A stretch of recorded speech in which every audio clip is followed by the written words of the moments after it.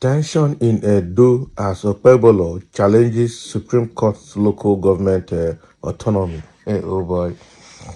So now Okpebholo has been so intelligent now to start to challenge Supreme Court. This guy, let's say they won't roast him. They're deceiving him. He will enter into a court case that will eventually make APC system to hate him, and then they will throw him out if care is not taken.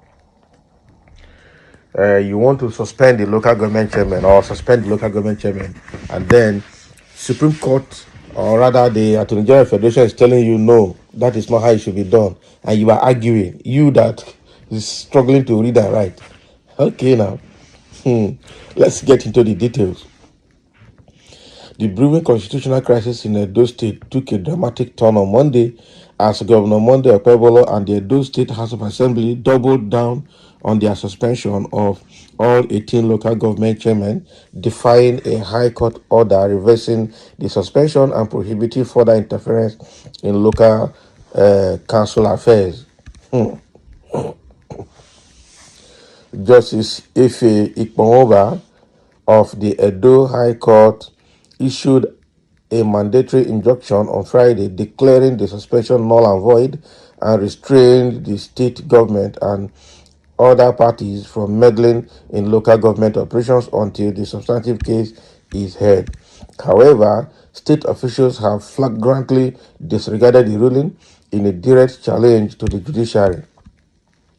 So President Bola Tinubu championed restructuring and grassroots governance and successfully secured a landmark Supreme Court judgment in July affirming the financial and administrative independence of local councils. So which one is President Tinubu now? All these writers. What is so special that Tinubu championed this, championed that? So officials say the Edo state government has chosen to openly defy the president's policy, claiming that state laws supersede the federal mandate. Can you imagine? These people want to enter another one chance, I'm telling you. The crisis began when Governor Okpebholo issued a 48-hour ultimatum demanding local government council chairmen to submit their financial statements directly to him. Following their refusal, the governor petitioned the State House of Assembly to suspend the chairman, citing gross misconduct under Section 10, Subsection 1 of Edo State Local Government Law 2000. So this section, however, had already been declared unconstitutional by the Edo High Court in separate judgment last month. So despite the legal setbacks, the Edo Assembly promptly suspended the chairman and their deputies for 2 months, disregarding judicial authorities and the Supreme Court's ruling on local government independence. So the state government's defiance has extended beyond local disputes to openly contradicting statements from the Attorney General of the Federation, Chief Lateef Fagbemi son. So the AGF recently reaffirmed that only local councillors, not governors or state assemblies, hold the constitutional authority to suspend or remove elected local government officials. Yet, though officials, including Barrister Ewanta of the governor's administrative panel, dismissed these legal realities appearing on national television, Ewanta declared that the constitution has placed local government under state control, and that remains the law. So financial autonomy is about giving them access, but that does not mean state governments do not have control over how they use that money. So the Supreme Court cannot amend the constitution, he insisted dismissively. Can you imagine?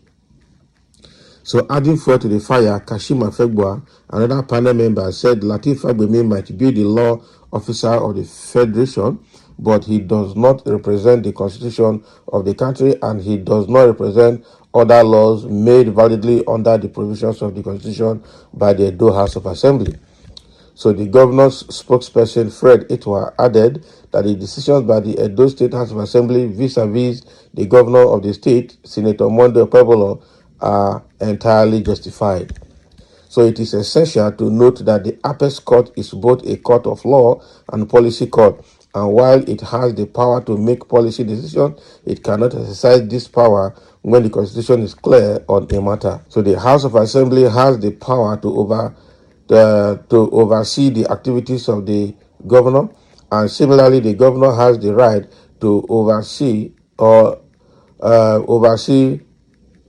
the activities of the local government chairman. So the current constitutional construct recognizes a two-tier federal design. It is clearly stipulated in the Constitution. So PDP chieftain Honorable Ose Aneni described the unfolding event as a shocking rebellion against the rule of law and the president's authority.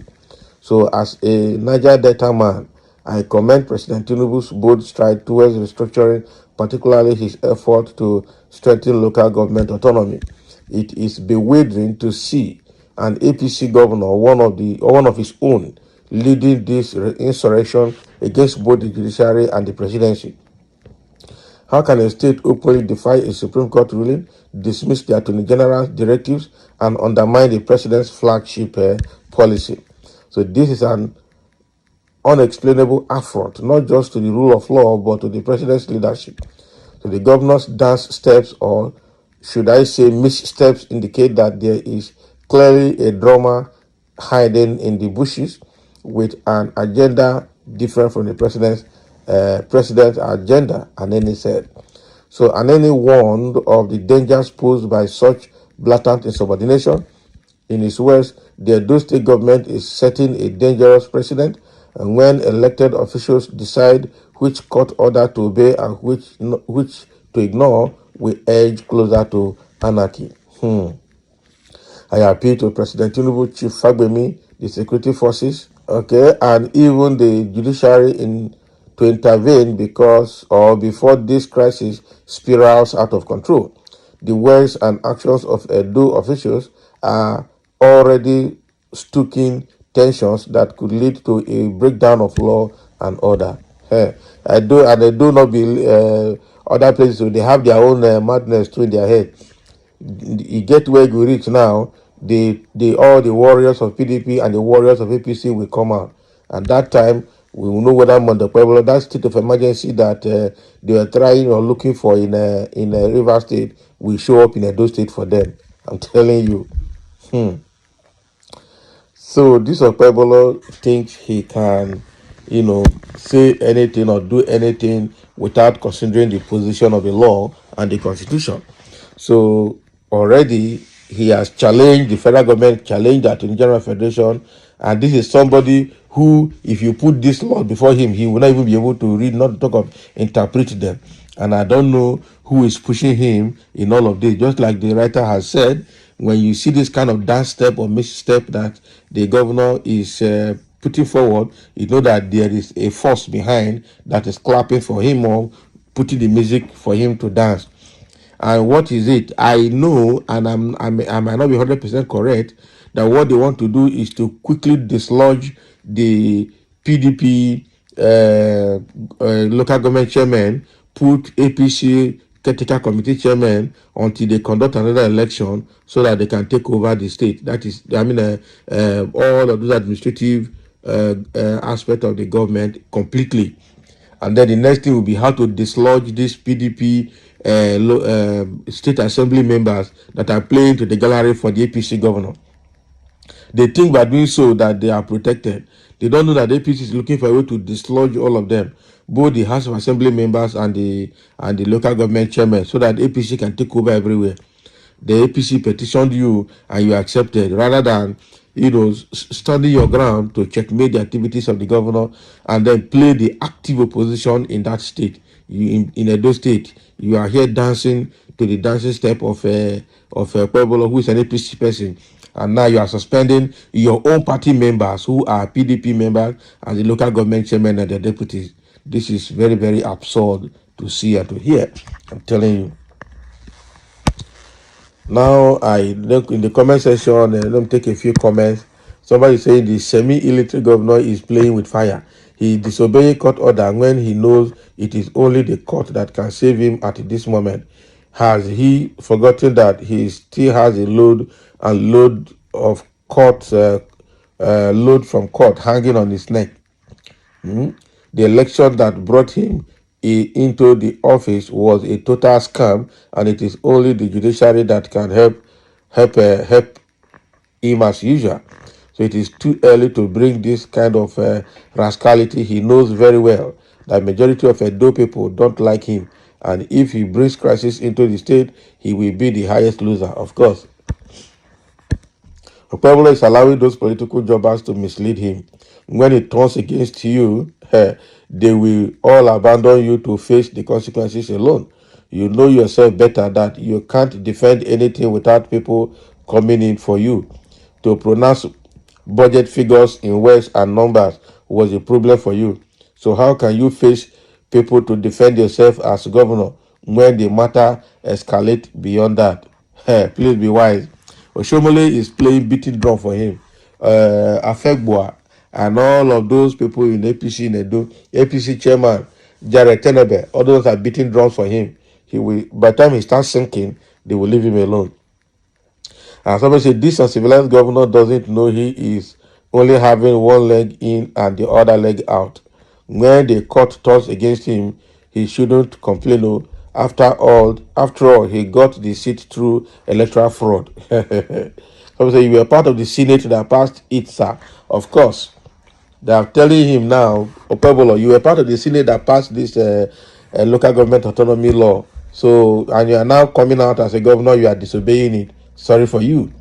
This is the consequence of voting an illiterate as a governor. Of course, he will not know his left from his right, and they will be pushing him like pendulum. According to a parable, and the saying goes, "Who eat agidi, no big mouth them, no big mouth." Okay, then go tell him make he drink water, Mr. Governor. It is true you don't have something upstairs. It is true you don't have something upstairs. Oh boy, obviously illiteracy is a disease. It's confusing me, Governor. Bury your head in shame, or illegitimate governor. That is confusing me. Probably is sick upstairs. He was a part of the National Assembly that passed the local government autonomous bill, and today he is trying to disobey it. It's a big one for him. He is fighting against the same bill. He is not fit to be a councillor. Incompetency is the main problem of our politicians because our leaders don't want any who will argue with them. Edo is in for another 8 years of political instability. It's not go easy. I'm telling you, Akpakomiza on fire. So everybody is finishing him here, having seen and known the kind of person he is, especially with his academic status. So, I pity Okpebholo. It's challenging the legal system, the judiciary system that he's depending on to retain his position as governor. Okay, now let Oshomole continue to push him, or whoever that is pushing him continue to push him until he probably goes down. So thank you for listening. Let's have a comment.